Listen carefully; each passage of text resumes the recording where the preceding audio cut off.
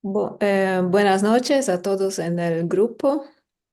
En SIDO 2024 me invitaron a la conferencia Charles Pavlin sobre el tema de ultrasonido de alta frecuencia.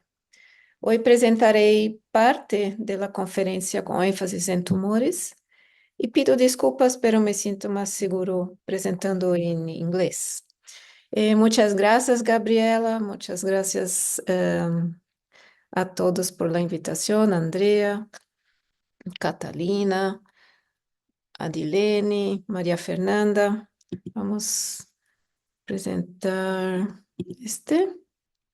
La conferencia Charles Pavlin is the conference. Charles Pavlin conference is about high frequency ultrasound always, right? And high frequency ultrasound, also known as HFUS, is used in medicine. We know conventional ecography and echocardiography use 5 megahertz. Ophthalmology, muscle, breast, thyroid, surface organs use around 8 to 10 megahertz. 20 to 45 megahertz is the intravascular ultrasound. And we have this ultrasound microscope, which uses from 100 to 1000 megahertz, but this is not in vivo imaging. UBM, or high frequency ultrasound, use it in ophthalmology, utilizes 35 to 60 megahertz transducers. In medicine, high frequency ultrasound is becoming really popular. So let's see some uses. The endoscopic ultrasound is used in gastrointestinal endoscopy until 30 megahertz, and the transducer is introduced using endoscopy and gives us the image of a gastric neoplasia. Also use it in oral and maxillofacial ultrasound using 48 megahertz in this report. We can see here, this is a submandibular gland, this is submucosa, mucosa, and this is also the evaluation of this intraoral lesion, considering vascularity. High-frequency ultrasound is also using even more in dermatology. Here is skin, and here is a nail. So this is this area of skin showing the nodule, which corresponds to basal cell carcinoma. And this is a nail. You see the nail fold, the dorsal and ventral plates of the nail, and this is the nail bed. And also in musculoskeletal evaluation, this is a juvenile idiopathic arthritis. High-frequency ultrasound, 48 megahertz, use it to evaluate pathological findings at the level of the wrist and thickened capsule presenting increased Doppler signal here. So let's talk about ophthalmology and specifically in cysts and tumors. But we have to remember Dr. Pavlin, the name of this conference. He published this paper, Clinical Use in Ultrasound Biomicroscopy, was himself the ophthalmologist and 3 engineers, Stuart Foster, Gerard Harazievsky, and this was 1991. From that, some publications from the Coleman Group and Guthoff, 92, 93, and his book, also a pioneer, showing how the research in ultrasound was performed, how the immersion technique was performed, the water bath technique, it was perfected to use these eye cups, and this was the first image in vivo of a human eye. We have many instruments now, from 35 to 50, even 60 megahertz. And all of them work with a kind of immersion. A little bit different in position is the Artemis ArcScan. And we can use immersion cups. They can be rigid or flexible. We can use transducer covers, like we call it pseudo immersion or clear scan. And this is in contact to the eye. But the whole goal is to distance the transducer from the eye that we want to examine.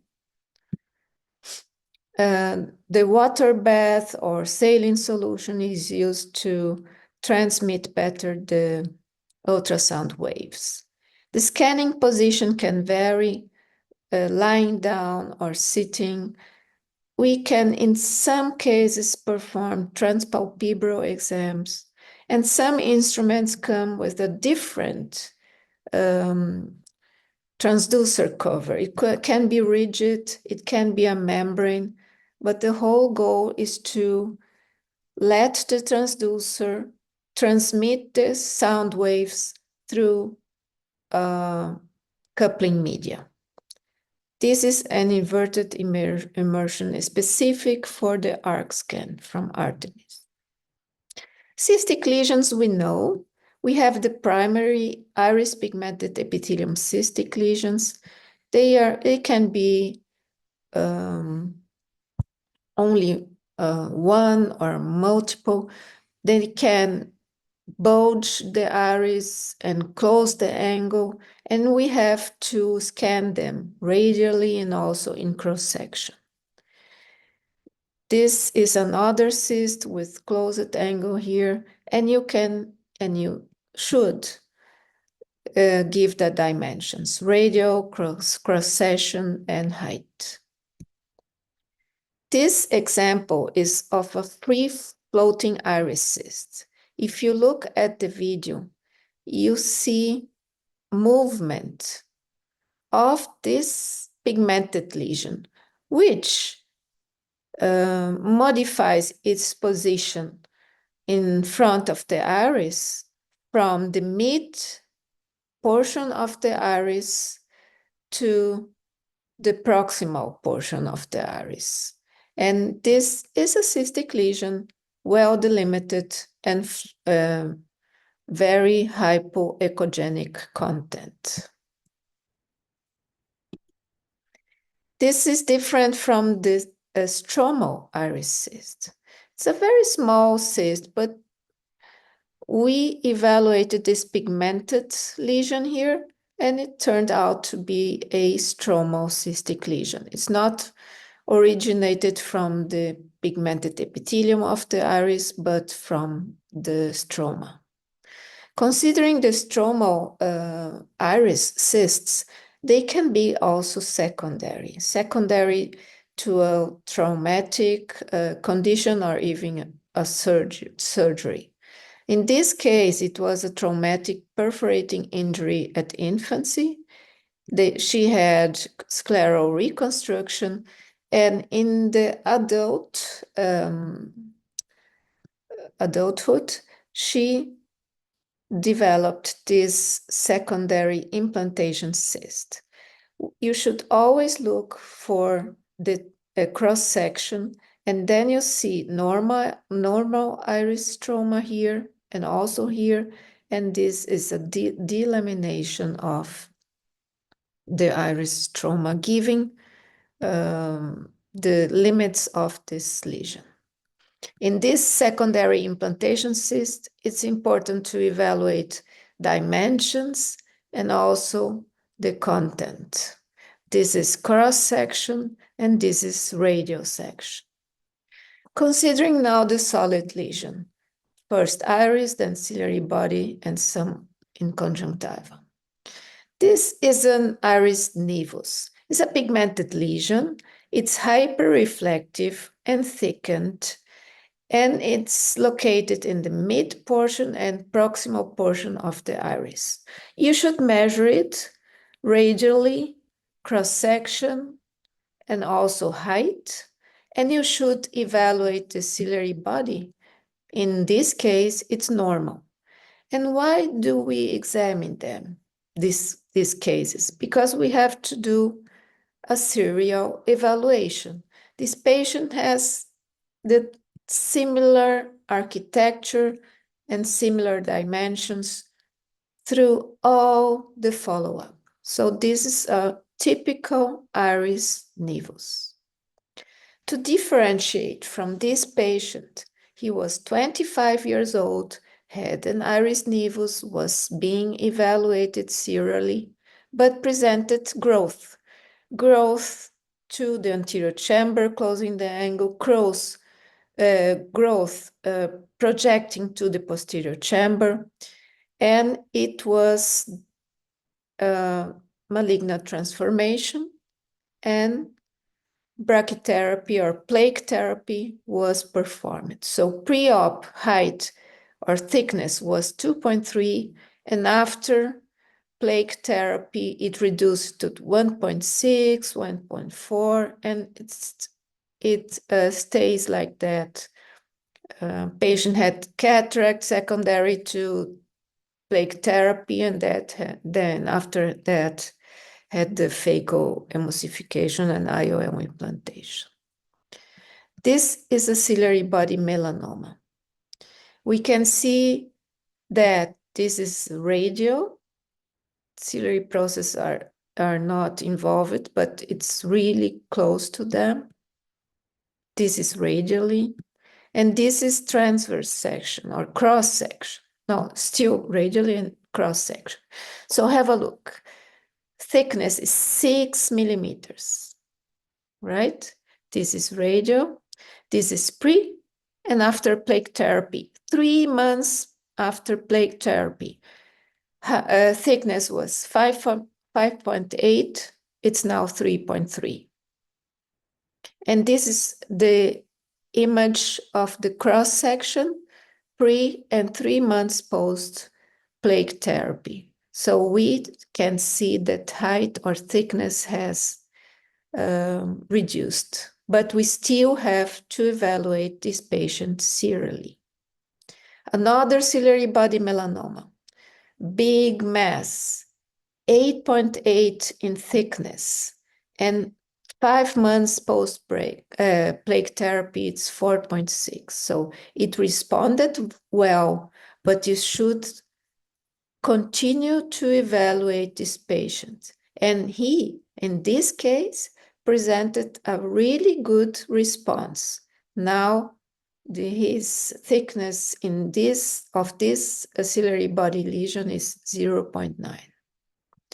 And this is a iridociliary melanoma. So this patient had this big mass. You should evaluate radially and cross-section and evaluate the iris portion and also the ciliary body portion. This patient, after plaque therapy, presented some vacuoles inside the lesion and also reduced in thickness. Some atypical presentation is this cavitary ciliary body melanoma, presented a solid area, but also a cavitary area. And this is another case from Melina and Carla.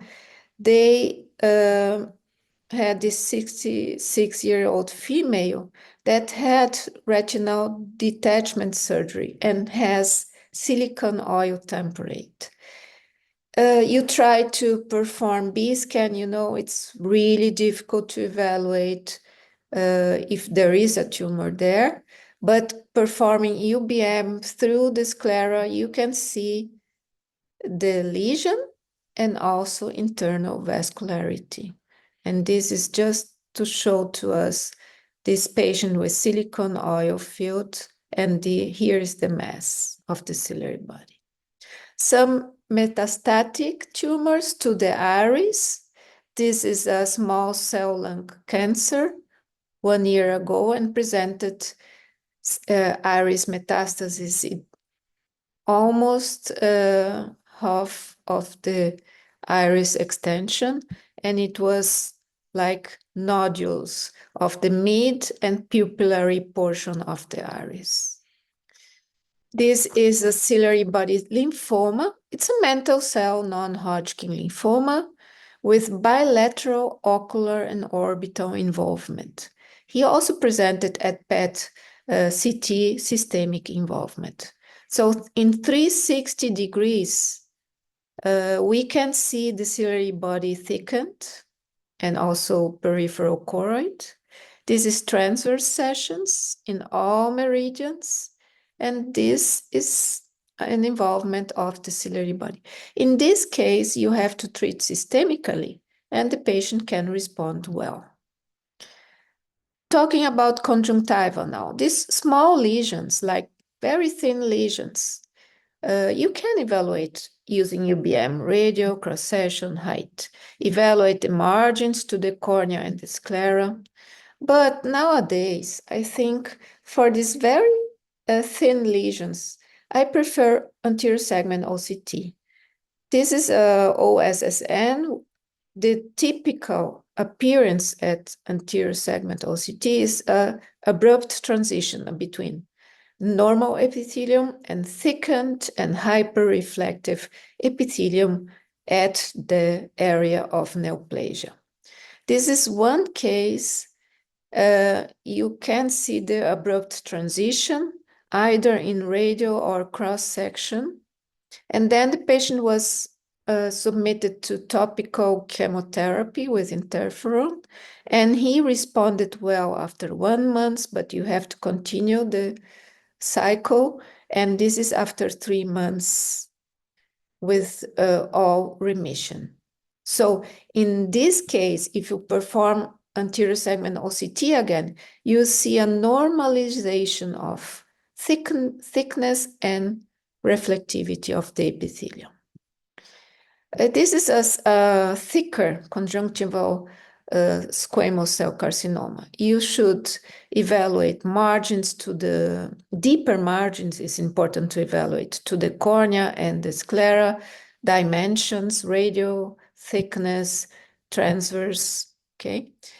Another squamous cell carcinoma, more nodular presentation, radial cross-section. And if they are really thick, you cannot perform anterior segment OCT. You need UBM. To give you this information, you have a partial invasion of the sclera here, okay? But squamous cell carcinoma can invade. So this is an invasion of the anterior chamber. You do all the meridians 4, 5, 6, and what do you see here? The conjunctival mass, the scleral channel, the ciliary body involvement, the iris involvement, and the anterior chamber invasion. Another image of this channel inside the sclera communicated the intraocular mass with the conjunctival mass.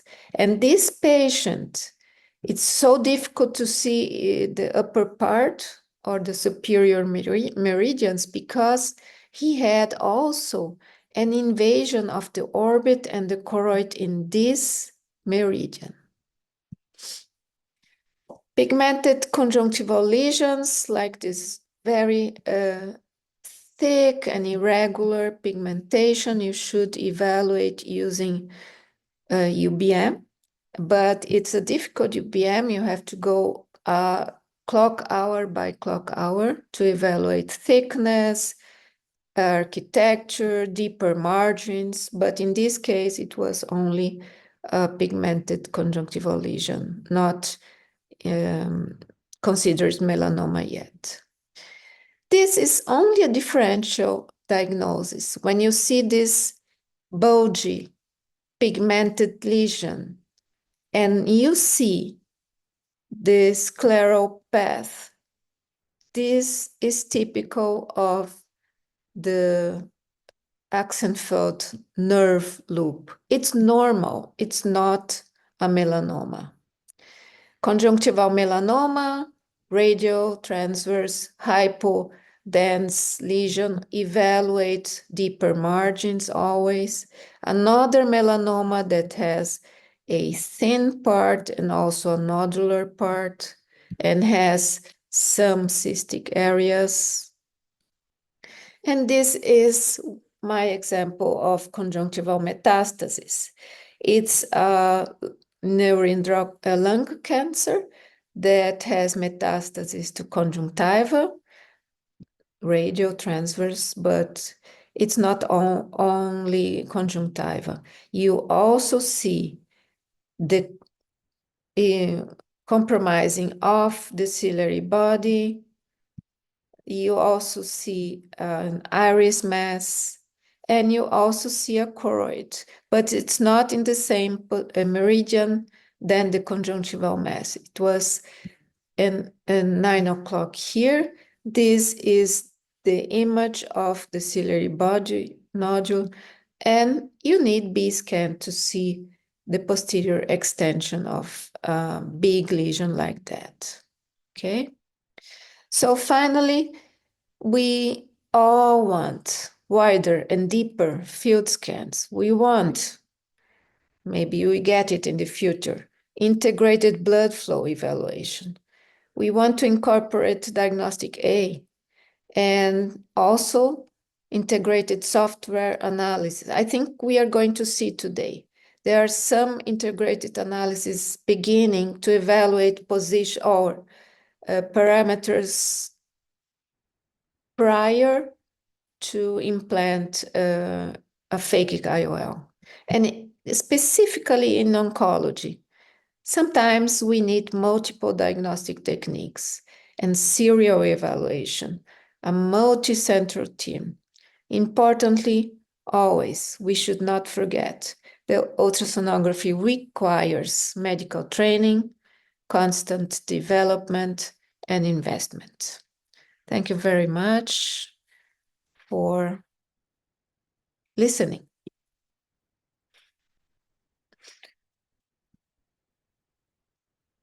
Gracias.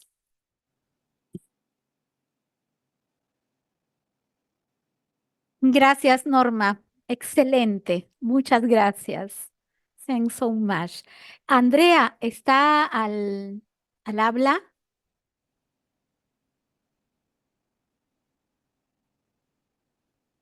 Sé que está ahora con los problemas justamente de la tormenta. Entonces, seguimos de acuerdo al orden, por favor, que teníamos. ¿Quién continúa compartiendo, por favor? Lo logré. Continúo yo, Gabriela. Andrea. Sí, continúa la doctora María Fernanda Sánchez. Ella es jefe de la sección de estudios especiales del Hospital Oftalmológico Dr. Pedro Lagleisi en Ciudad de Buenos Aires. Es directora de la carrera de especialista en oftalmología de la Universidad de Buenos Aires, miembro titular de la Sociedad Argentina de Oftalmología, exmiembro de la Comisión Directiva de la Sociedad Argentina de Oftalmología y editora de la revista Archivos de Oftalmología de la Sociedad Argentina de Oftalmología. Muchas gracias, Gabriela, gracias, Andrea, gracias a todos por la invitación y a mis compañeras también, expositoras. Bueno, yo voy a hablar, no sé si me escuchan bien, ¿se ve bien la presentación? Gracias. Perfecto. Bueno, voy a hablar de un caso clínico que tuve hace muy poco tiempo y es de la utilidad de la ultrabiomicroscopía en el síndrome de uveitis, glaucoma y PEMA.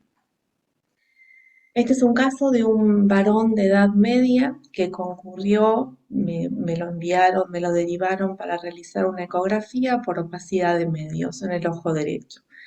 Tenía como antecedentes una cirugía de catarata realizada 10 días atrás, con colocación de un lente multifocal, una cirugía sin complicaciones. El otro ojo ya había sido operado un mes atrás, sin complicaciones también. Al examen, según relataba el cirujano que lo derivó, presentó una disminución brusca, es decir, 10 días posteriores a la cirugía de catarata, una disminución brusca de agudeza visual con gran dispersión de pigmento en la cámara anterior, una presión intraocular elevada de 45 milímetros de mercurio que requirió el lavado de cámara anterior debido a la gran cantidad de pigmento que presentaba en la cámara, que no permitía ver las estructuras de la cámara anterior. Luego del lavado de cámara anterior, el paciente presentó una presión más controlada de 25 milímetros de mercurio con medicación tópica, timolol, dorzolamida, presentaba edema de córnea y, por supuesto, una gran opacidad de medios que no permitía ver el fondo de ojo. Ante tal situación yo pregunté si el paciente tenía algún antecedente de glaucoma, no tenía ningún antecedente de patología ocular ni sistémica de relevancia.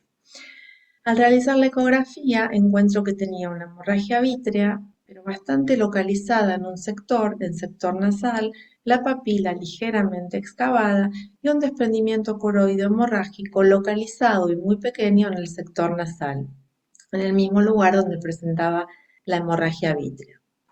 Estas son las imágenes de la ecografía, donde se ve acá, el paciente tenía dos cirugías, ¿no? La de catarata y luego la del lavado de cámara anterior. Hasta acá no se conocía el diagnóstico, no sabían qué era lo que tenía el paciente.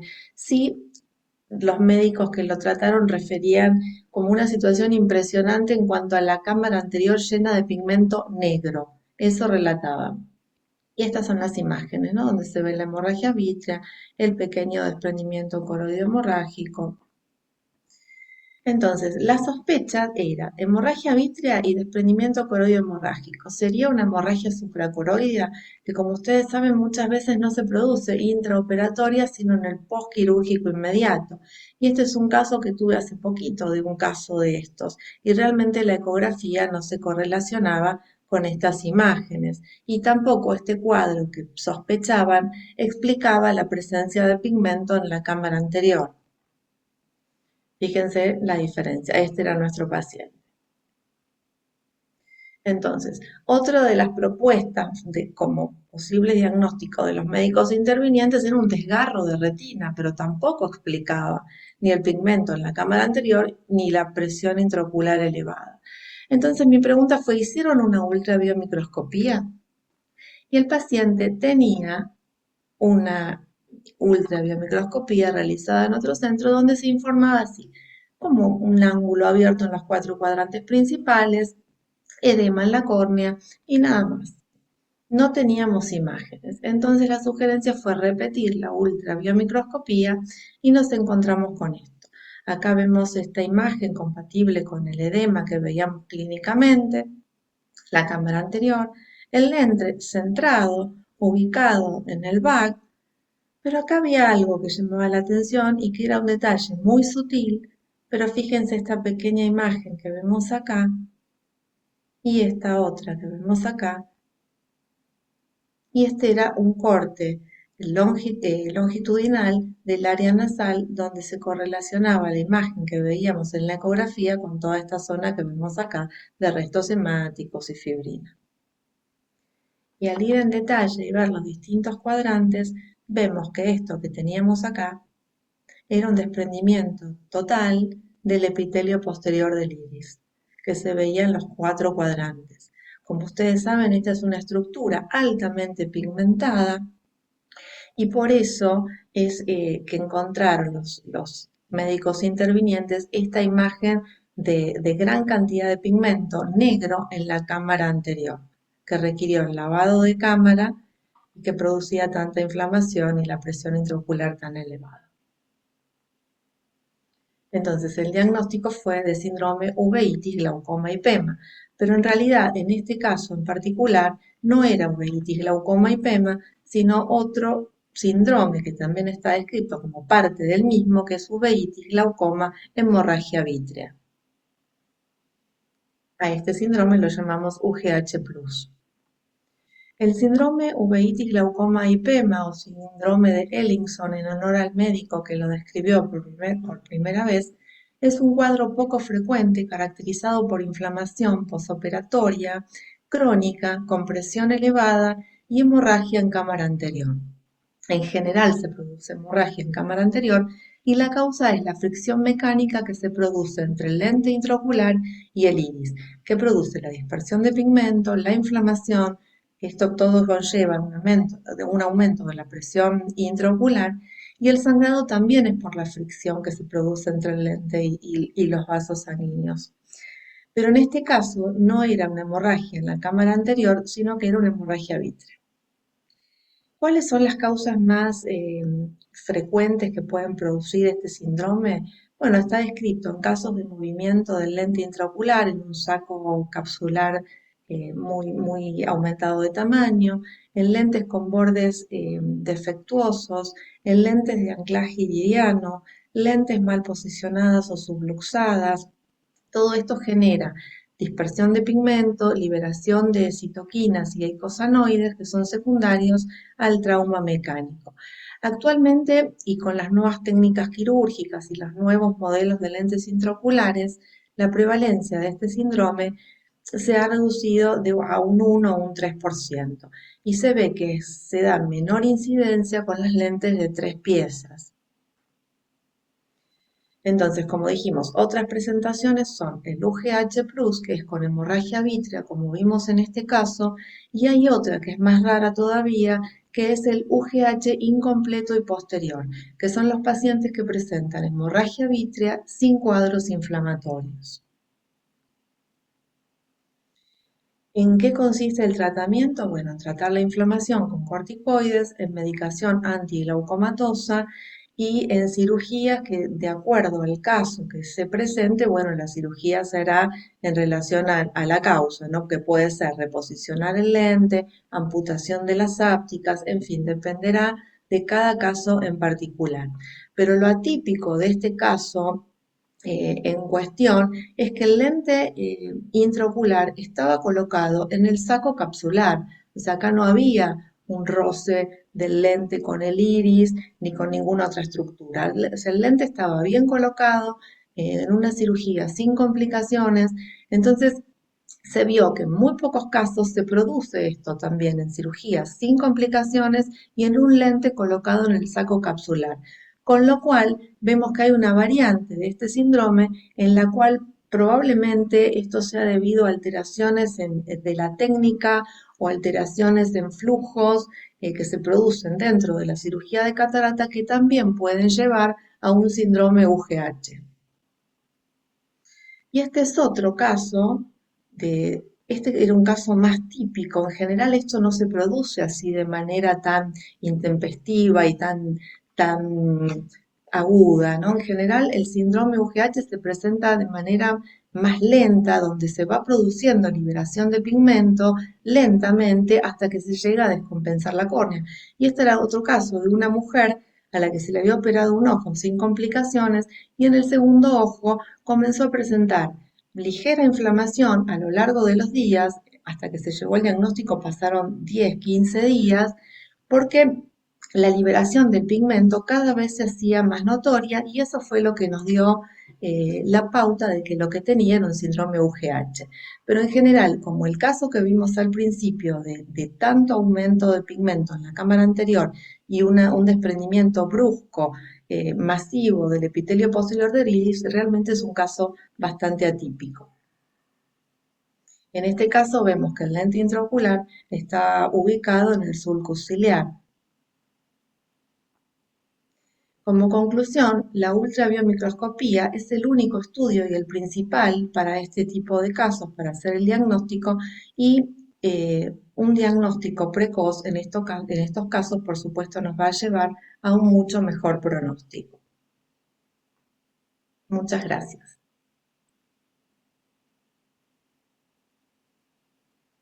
Muchas gracias, María Fernanda, excelente.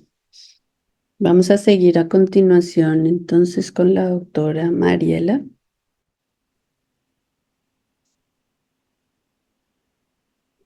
La doctora Mariela Ramírez Pérez es oftalmóloga graduada en la Universidad Central de Venezuela. Estudió de imagenología y ecografía ocular en el Bascom Palmer del 2006 al 2008. VM certificada en Perú con el doctor Mario de la Torre en el 2017 y actualmente directora del Departamento de Imágenes Oculares en el Centro Cristiano de Servicios Médicos Hospital Doctor Elías Santana en República Dominicana. Sí, Buenas noches a todas. Yo les voy a dar la plática de lentes fáquicos y ultrabiomicroscopía. toca, ¿Sí me escuchó? perdón. Sí, pero se ven tus notas de presentador. Perfecto. Perfecto. Bueno, pues les voy a dar la plática de lentes fáquicos y ultrabiomicroscopía. El lente fáquico ICL es un lente que está hecho de copolímero de colágeno hema porcino, que es un material muy delgado, flexible e hidrófilo. Actualmente existen cuatro tamaños diferentes de 12.1, 12.6, 13.2 y 13.7 milímetros. El diámetro de su zona óptica va a variar dependiendo de la potencia dióptrica de 4.5 a 5.5 milímetros. Las contraindicaciones de la FDA son muy claras. Una profundidad de cámara anterior menor a 2.8 milímetros. En mi centro hospitalario hemos visto que con esa profundidad de cámara hemos tenido glaucomas agudos y cierres angulares, por lo que nosotros preferimos colocarlos en pacientes arriba de 3 milímetros de profundidad de cámara anterior. Deben tener una apertura angular mayor a 30 grados, un conteo endotelial mayor a 2.500 células por milímetro cuadrado. Estas células deben ser mayores a 2.000 en pacientes mayores a 40 años y no deben tener ninguna patología corneal previa, catarata, uveitis o glaucoma. La evaluación quirúrgica, prequirúrgica es, creo yo, lo más importante o en lo que más podemos tener una ventaja en la realización de la ultrabiomicroscopía. Para determinar la longitud del lente fáquico que vamos a implantar, existen dos métodos. La medición del diámetro corneal white to white y profundidad de la cámara anterior por medios ópticos, ya sea tomográficos o topográficos, como cámara de Scheimpflug, anillos de Plácido u OCT de segmento anterior. Estos son estudios automatizados y no invasivos, sin embargo, no van a evaluar directamente el tamaño del surco ciliar y tampoco es posible realizar un análisis cualitativo de los procesos ciliares. También podemos realizar la medición directa de la distancia sulco-sulco ciliar y la cámara anterior por medio de ultrabiomicroscopía. Con esto podemos realizar una evaluación cualitativa del iris, sulco ciliar y procesos ciliares, además de la medición del ángulo iridocorneal de forma muy objetiva. El problema de esto es que es operador dependiente y que también es afectado por factores subjetivos como la colocación de la sonda, en qué posición colocamos la sonda. Podemos ver que en esta imagen podemos ver que no hay una correlación directa entre el white to white y la distancia sulco-sulco como tradicionalmente se creía. En este estudio se midió por medio, por un, ¿cómo se llama? Por un caliper de Castroviejo, la distancia white to white con la distancia sulco-sulco y se encontró que no había correlación entre ellos. Aquí podemos ver las diferentes medidas que utilizamos en la ultrabiomicroscopía, como la profundidad de la cámara anterior, la distancia ángulo-ángulo, la distancia sulco-sulco y la distancia proceso ciliar a proceso ciliar, que más adelante vamos a platicar sobre ello. En este estudio podemos ver que la mayoría de los pacientes, que en 72 pacientes evaluados, la mayoría de ellos, el ICL o las ápticas de ICL estaban insertadas en uno de los procesos ciliares. El segundo lugar más frecuente fue en el sulco ciliar. El tercer lugar más frecuente fue en los procesos ciliares, pero también se encontraron las ápticas arriba del sulco ciliar, debajo del sulco ciliar y algunas combinaciones como una áptica debajo del sulco ciliar y una arriba, lo que también podía provocar un poco de volt. Pero esto nos da una idea de que a pesar de que realizamos esfuerzos para la medición del tamaño del lente adecuado a implantar, Esto, la colocación del lente no siempre va a ser la adecuada porque no podemos predecir en dónde van a quedar las ápticas. Se utilizó también una fórmula para calcular la longitud del lente fáquico con el equipo Boom Max 2, en la cual podemos ver que la mayoría de los pacientes quedaron en un rango de aceptable, más del 95%. Sin embargo, debemos considerar que en este estudio se consideró como parámetros fuera de lo normal, arriba de 1000 micras y por debajo de 100 micras, lo cual también ya sale un poquito fuera de los rangos normales o que se consideran normales. Particularmente a mí me gusta utilizar esta página gratuita, el ICL Sizing, en el cual vamos a poder determinar o predecir el tamaño de los lentes fáquicos, colocando el poder dióptrico de la esfera del lente a calcular por medio de la plataforma OCOS, el diámetro pupilar en condiciones escotópicas, el white to white, la profundidad de la cámara anterior, la distancia ángulo a ángulo, el ángulo iridocorneal medido en grados, la distancia del sulco a sulco, la distancia del cuerpo ciliar al cuerpo ciliar y el sulcus lens rise, que es una línea perpendicular desde la distancia sulco-sulco hacia la bóveda del cristalino. Eso nos va a permitir hacer un análisis multifórmula con las tres fórmulas más conocidas, Kojima, Dougherty y Nakamura, en la cual nos va a aconsejar un diámetro de ICL y también nos va a decir cuál es el bolt que nosotros podemos tener o nos puede posterior a la cirugía, como podemos ver aquí abajito. Nosotros podemos elegir una longitud de lente diferente a la recomendada. Esta es una fotografía de la plataforma de OCOS de STAR. Y en esta zona podemos ver cómo, a pesar de que ellos nos pueden recomendar un lente, si nosotros por medio de ICL Sizing o por medio de la distancia sulco-sulco obtenemos una longitud diferente, podemos colocarla en esta zona. El diámetro óptico para cada paciente se va a obtener por medio de un homograma de cálculo proporcionado por el fabricante. Esto es basado en estudios de Orscan 2. Estas mediciones se van a poder realizar utilizando diferentes equipos tecnológicos como OCT, VM y Pentacam. Sin embargo, lo que ellos recomiendan es el Orscan 2. En la evaluación postquirúrgica, la evaluación del éxito del implante del ICL lo podemos tener mediante dos cosas, la refracción posoperatoria y el volt. El volt es la distancia entre la superficie anterior del cristalino y la superficie posterior del lente fáquico. Este va a ser un factor predictivo positivo de complicaciones futuras y para reducir el riesgo de un volt anormal va a ser necesario calcular el tamaño del lente ICL implantar, ya que 0.8% pueden requerir una segunda cirugía para retiro o recambio de lente fáquico en caso de elegir lentes muy pequeños o lentes muy grandes. El ICL es un lente de cámara posterior en forma de plato. Las ápticas se van a localizar en el surco ciliar y el volt que se considera normal es de 250 micras a 750 micras. La presión intraocular, el volt y el conteo endotelial son los parámetros más importantes para el seguimiento posoperatorio. Y el volt no se modifica a través del tiempo, sin embargo, esto es relativo ya que a los pacientes se les ha seguido por menos de 15 años, entonces en realidad no tenemos todavía estadística en pacientes más adultos.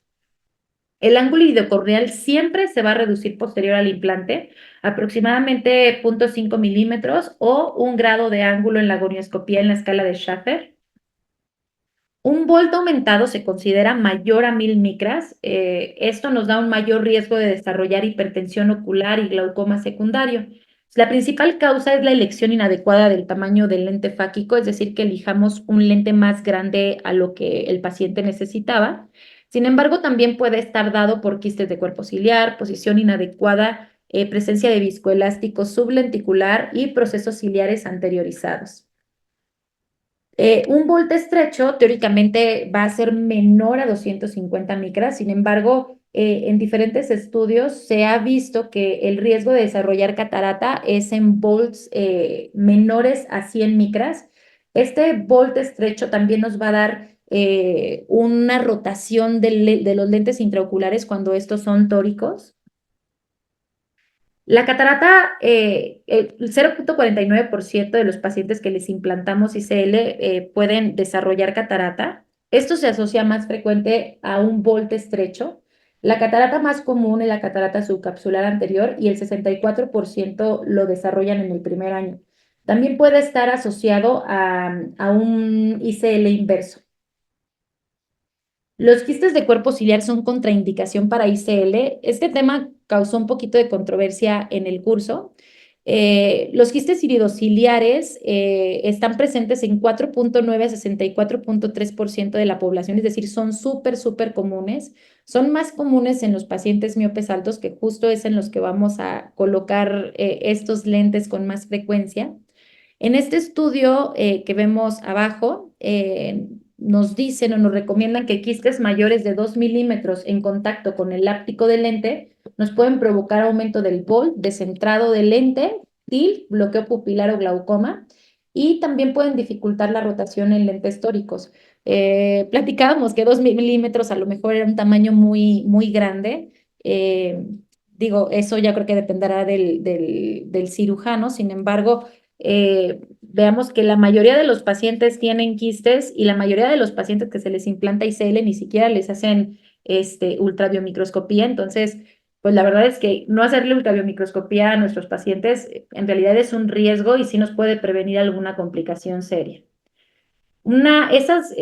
Vemos estas imágenes de ultrabiomicroscopía en las que vemos lesiones quísticas desplazando el iris anteriormente. Podemos ver un aumento de volt y, como platicábamos adelante, estos quistes, dependiendo de la ubicación en el proceso ciliar y dependiendo de la posición de las ápticas, pueden provocar también tilt, pueden provocar volts aumentados, pueden provocar también ruptura del quiste y que el material que tiene dentro del quiste, que puede ser mucoso, provoque una uveitis o un episodio de uveitis. Entonces, pues sí hay varias complicaciones asociadas. Yo la verdad es que quistes mayores a 1 milímetro no coloco ICLs, menores a 1 milímetro y sobre todo si están situados en la parte posterior del proceso ciliar, sí lo considero. La configuración de inversa del iris. El iris cóncavo es un hallazgo característico en el síndrome de dispersión pigmentaria. Su principal mecanismo va a ser un bloqueo pupilar posterior y vamos a ver como hallazgos un encurvamiento del iris medio periférico que puede tener contacto con la zónula provocando dispersión de pigmento, sobre todo con la estimulación lumínica. Se ha visto que después del implante del ICL hay un aplanamiento de esta concavidad del iris posterior del iris. El orificio central del lente fáquico por el cual va a circular el humor acuoso entre la cámara anterior y posterior va a desempeñar un papel similar a la iridotomía periférica, eliminando el bloqueo pupilar que es característico de esta patología. Y el ICL también va a impedir el contacto del epitelio pigmentado del iris con las fibras zonulares, evitando la dispersión de pigmento. En resumen, la ultrabiomicroscopía es un excelente medio para determinar la longitud de los lentes fáquicos. En caso de contar con dos longitudes diferentes, con dos o más estudios de medición, yo recomiendo siempre elegir el menor diámetro del lente sugerido. En quistes iridociliares en meridianos horizontales mayores a 2 milímetros pueden afectar de manera significativa tanto el volt como el descentramiento del ICL. Y el ICL va a romper el bloqueo pupilar en la configuración inversa del iris, por lo cual esto no es una contraindicación, al contrario, va a ayudar a mejorar la anatomía del iris y disminuirá la dispersión de pigmento a futuro. Un volt menor de 100 micras y mayor de 1000 micras nos provoca un mayor riesgo de complicaciones. Y como conclusiones, hay muchos estudios en los cuales no se encuentra diferencia estadísticamente significativa con el volt logrado basado en el white to white o el sulco-sulco, contrario a lo que teóricamente pensaríamos, ya que este es un método pues también un poquito subjetivo.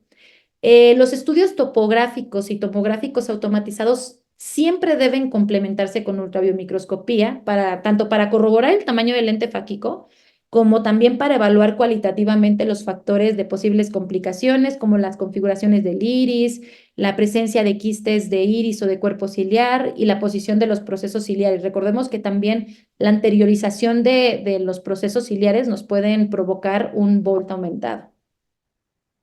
Muchas gracias a todas y a todos.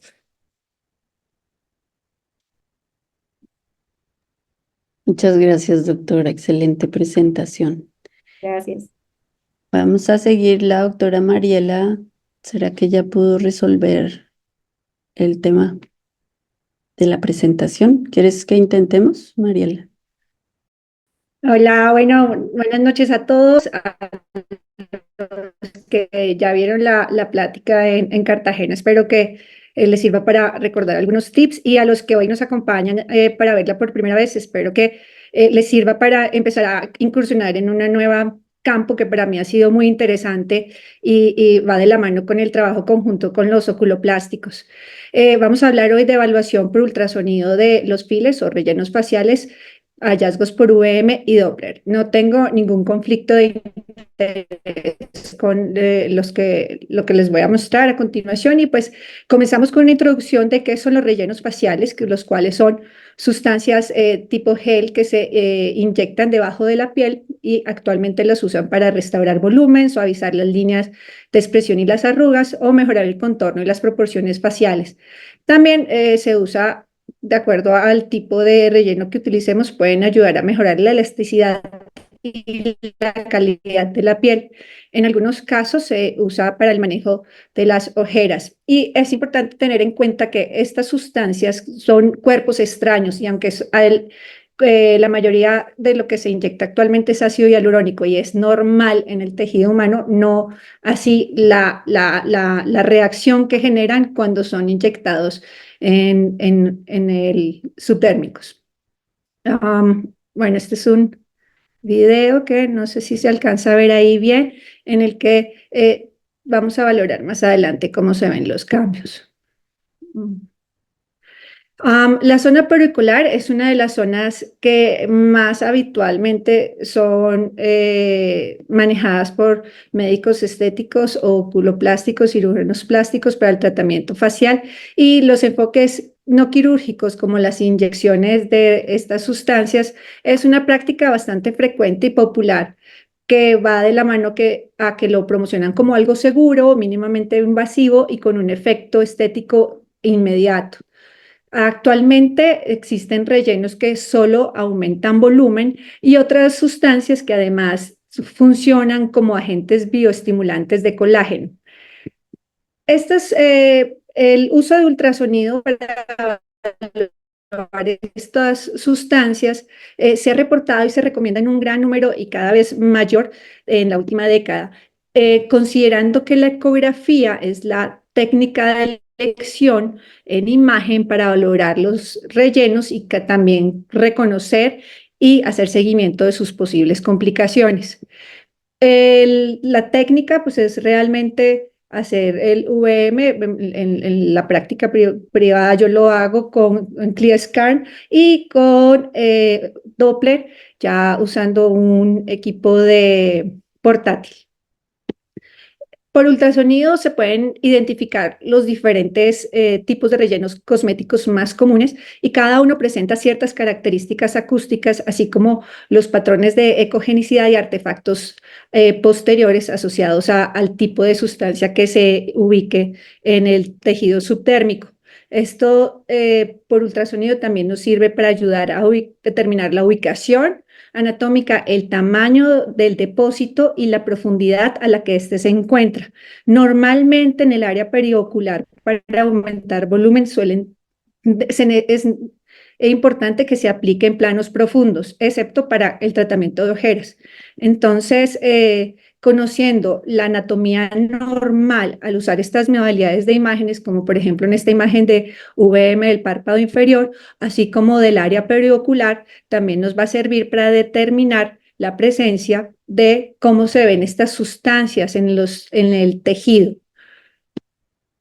Y además la realización de inyecciones guiadas por ultrasonido en tiempo real nos va a ayudar a determinar la ubicación exacta de estos depósitos, permitiendo una inyección de tanto de la hialuronidasa para tratar complicaciones o del mismo producto de relleno, así como seguir la evolución de reabsorción de estas sustancias. Esto también podría reducir parcialmente el riesgo de complicaciones vasculares, especialmente el área pericular, que es un área de alto riesgo. El principal objetivo de realizar el estudio de ultrasonido cuando tenemos una complicación es determinar la naturaleza de la misma. Aunque estas sustancias tienen un excelente perfil de seguridad para el rejuvenecimiento facial, ya que, como les decía, es un procedimiento mínimamente invasivo, pueden ocurrir igual complicaciones que van desde muy leves hasta graves e inclusive potencialmente mortales.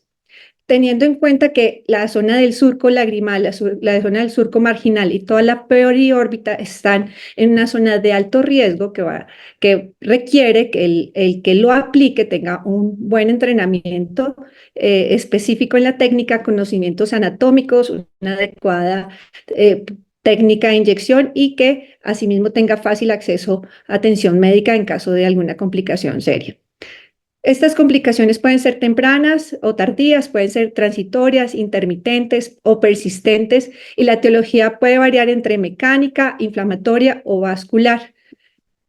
Les voy a presentar algunos casos que he tenido la oportunidad de valorar en el consultorio, y el primero es una paciente que consulta por una lesión tipo masa en la región glabular indolora de 4 meses de evolución. Ella refería que 20 años antes le habían realizado un procedimiento estético en la región frontal y periocular, pero que ella no recordaba que le hubieran inyectado nada ahí.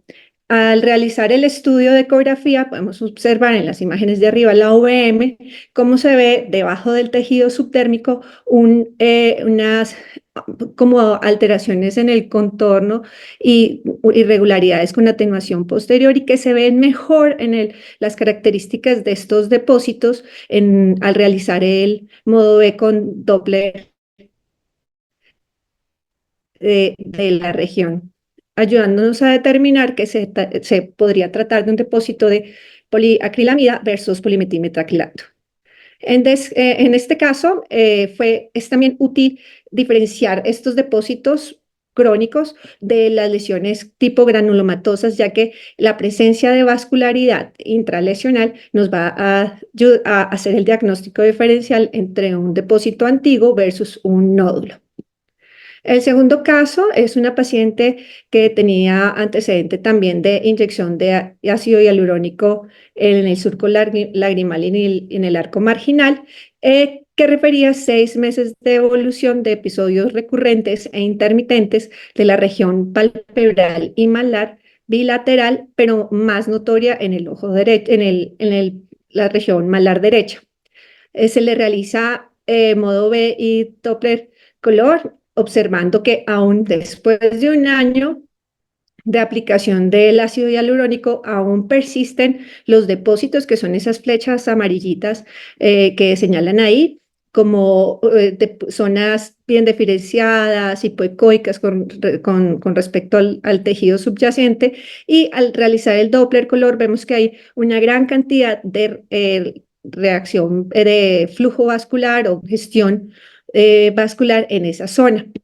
A la paciente se le hace diagnóstico de edema palpebral recurrente post-ácido hialurónico, está ya descrito en la literatura, y este síndrome está relacionada a una aparición tardía, que puede ser de semanas, meses o años después de la inyección, y aunque su fisiopatología no está clara, se puede determinar en casos de acuerdo al método de inyección o a factores anatómicos de la paciente, metabólicos o una respuesta inmune del paciente. Normalmente, al aplicar estos productos, hay un edema temprano que puede ser entre los primeros 30 días, es normal y no requiere ningún tratamiento. Sin embargo, cuando ya se vuelve crónico o aparece después de este periodo, ya hay que descartar sobre todo causas vasculares o autoinmunes. A la paciente se le aplicó hialuronidasa y después de una hora, el efecto de la hialuronidasa es inmediato. Después de una hora ya empiezas a ver la reducción de los tamaños de los depósitos y en el caso del ojo derecho, de la región malar derecha, va a haber disminución de la congestión vascular. Este último caso es una paciente de 41 años que venía a su valoración por oculoplástica porque deseaba realizarse una blefaroplastía. Ella tenía antecedente de inyección también de ácido hialurónico en el surco lagrimal y en el marco marginal 2 años antes. Y aunque ella no tenía ninguna sintomatología asociada a una complicación por rellenos, el médico tratante solicitó la VM para el estudio de ecografía para planear su procedimiento quirúrgico. Al hacerle el VM, que son las imágenes de la izquierda, el Doppler, se ven aún pequeños depósitos subtérmicos en el plano del orbicular en ambos ojos, sin signos de congestión vascular. En este caso en particular, pues nos sirve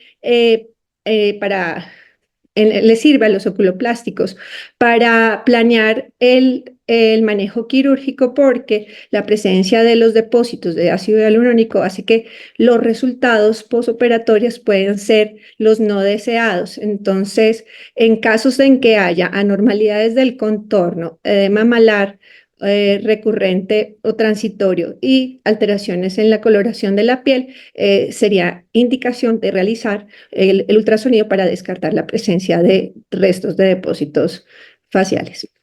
En conclusión, la ecografía de alta frecuencia nos va a ayudar a determinar la evaluación de rellenos haciendo una técnica no invasiva, cómoda y rápida para realizar en consultorio y también usar el VM y Doppler para en manos como en conjunto con el oculoplástico va a servir para la evaluación y seguimiento de complicaciones relacionadas a estas sustancias.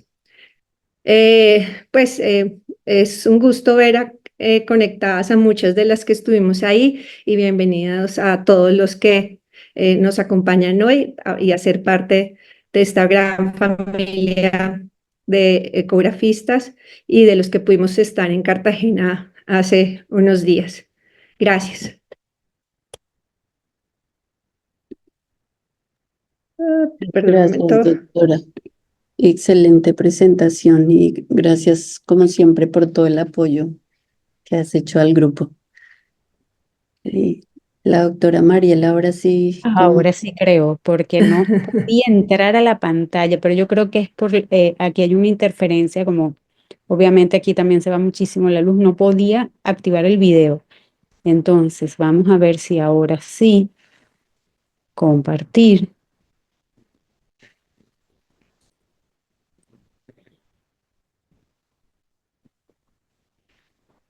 Ahora me dice que ningún elemento, yo no lo puedo creer.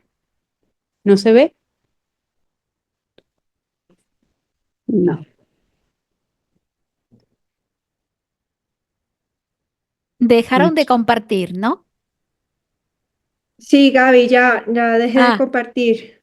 excelente. Felicitaciones, Catalina. Ay, Gaby, Excelente. gracias, no, con gusto. Pantalla. Nada, no quiere. Esto es increíble. No puede ser, no me puede quedar mal. No, no quiere. Pongo compartir. Nada, desktop, pantalla. Vamos a ver si es de aquí. No. De repente Mariela, tienes que salir y sí. volver a entrar.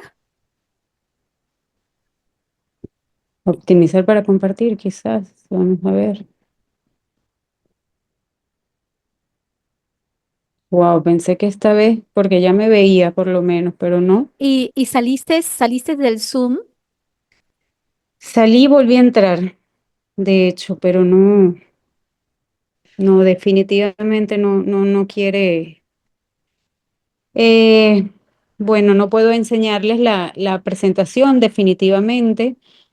Quería hablarles un poquito al caso que había presentado en SIUDO referente al cierre secundario angular por el uso de fotocoagulación por láser. Se trataba de un paciente masculino de 30 años de edad que muy bien le logramos hacer VM después de que realizamos el tratamiento con láser y observamos que la cámara anterior estaba estrecha posterior al uso del láser 24 horas después que el paciente acude, porque acude con dolor y aumento de la presión intraocular.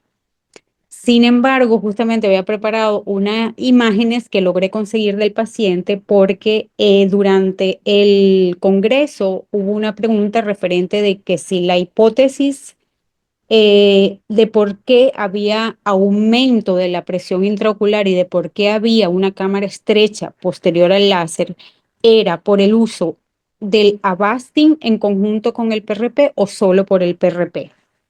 Entonces, realmente, hablando un poquito con el departamento de retina, sí es frecuente el aumento de presión intraocular cuando damos el láser muy cercano hacia la periferia, en, digamos, en un tiempo muy prolongado y con un poder alto.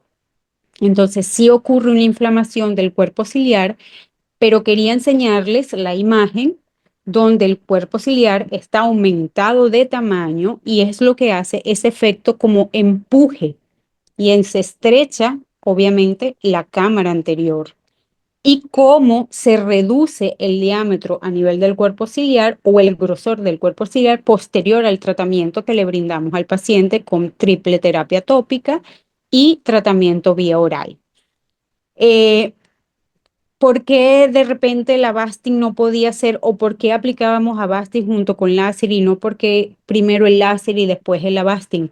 La población en República Dominicana tiene muy poco acceso en el momento de brindar tratamiento, entonces tratamos de darle el tratamiento más completo en el momento de su visita para que el paciente se vaya, digamos, lo mejor tratado posibles, ¿ok? Entonces, por eso hacemos las dos combinaciones. El Avastin está muy bien dosificado, eso sí está muy bien estudiado, donde la presión intraocular puede aumentar, a pesar de que es una inyección intraocular, pero no ocurre de esa forma tan aguda como ocurrió con el láser, porque no ocurre la inflamación del cuerpo ciliar. Entonces, eso fue lo que realmente ocasionó ese cierre angular que también es reversible, que eso es una de las cosas más importantes. Entonces, lástima, bueno, los que pudieron ver el caso en el momento, pero aquí definitivamente algo me está pasando con la pantalla que no la quiere compartir. Parece que estuviera bloqueada, la desbloqueo, pero no no lo logro hacer.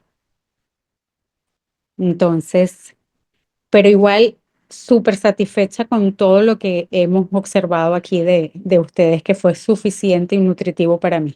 Así que muchas gracias, Gabriela, por tu invitación. Gaby. Bueno, Gaby, con esto haríamos concluido esta primera sesión. Muchas gracias de nuevo por tu invitación. Muchas gracias a las colegas y amigas que compartieron hoy todo su conocimiento. Como siempre, excelentes presentaciones. Muy orgullosa de mostrarles parte de lo que se hizo en el SIDUO en Cartagena. Invitarlos a todos los que no sean parte del grupo del SIDUO. Próximamente esperamos que nuestro presidente, el doctor Mario Latorre, nos dé más indicaciones. Y al grupo de SIDO Mujeres, pues aquí abiertas a recibirlas, para ayudarlas, para buscar oportunidades de enseñanza, de colaboración, de oportunidades para mejor entrenamiento en caso de que no tengan acceso. Muchas gracias. Gracias. Gracias a No, todos. muchísimas gracias a todas y por estas excelentes exposiciones. Realmente a nombre El grupo de imágenes, el doctor Mario de la Torre, la doctora Malena Tomijama y yo, agradecerles infinitamente por haberse dado este tiempo y haber preparado tan excelentes ponencias. Mariela, no te preocupes porque te entendimos perfectamente y gracias por compartirlo. Mira, sin imágenes, lo has hecho muy bien. Esperamos. Por eso es que el título se llama Sido Woman 1, porque vamos a seguir con el 2, con el 3, con el 4 más adelante, porque yo sé que hay muchas cosas por compartir y vamos a tener oportunidad también, Mariela, de poder ver tu presentación. Muchas gracias a todos y queremos avisarles y contarles un poquito que nuestra última presentación de este año, porque nuestras presentaciones como grupo de imágenes es de marzo a noviembre. Es nuestro calendario anual. Entonces vamos a terminar el próximo mes con un expositor excelente, que es muy didáctico, que es el doctor Ramiro Prada, que vamos a tener la gran oportunidad de poder escucharlo para la primera semana, lunes de noviembre. Y adelantarles un poquito, el próximo año en el mes de marzo vamos a tener igualmente desde Costa Rica al doctor Rafael Rovira con el doctor David Flicker y luego vamos a tener en el mes de abril ya a nuestro presidente justamente de ecografía en Chile, que es el doctor Alfredo Treviño con el doctor Dantón, que van a estar compartiendo igualmente sus experiencias e invitarnos al próximo SIDO en Chile, que es en el mes de noviembre. Gracias a todos. A nombre del grupo de imágenes de la Sociedad Peruana de Oftalmología, ha sido un honor y gracias a todos los que han estado con nosotros acompañándonos. Hemos llegado a más de 100 y para nosotros esto es realmente un gran logro porque esta es la idea de este espacio, ¿no? De poder difundir y de poder compartir justamente conocimientos y experiencias. Andrea, infinitamente gracias por siempre acompañarnos y por haber moderado y haber organizado este espacio. Y gracias a cada una de las expositoras. Muchas gracias, Gaby. Gracias. Bueno. Gracias y buenas noches a todos. Gracias, Bye. Buenas noches. gracias, buenas noches. Chao. Gracias.